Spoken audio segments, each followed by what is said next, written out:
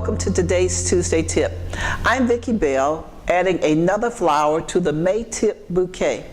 Let's discuss third-party verifications for expenses, deductions, and allowances. As we discussed last week, all of these require a third-party verification with the exception of the dependent deduction.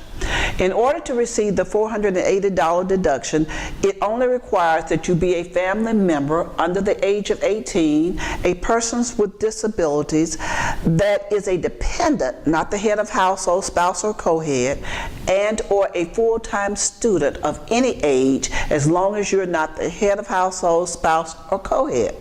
A foster child, foster adult, live-in aid, or unborn child can never be counted as a dependent. Note that the 4350 states that it is not necessary for a member of the family to have legal custody of a dependent in order to receive the dependent deduction. For so long, until this release of Change 4 of the 4350, managers were under the impression that a family had to have legal custody of a dependent and it was mandatory. Now we know that that is not the case. Now, let's look at those expense deductions and allowances that do require a third-party verification.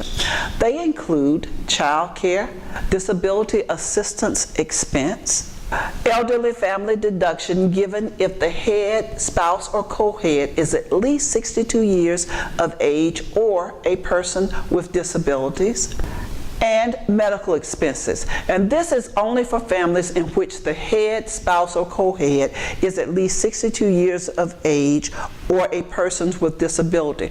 Remember, the medical expense deduction is that portion of the total medical expense that exceeds 3% of the annual income.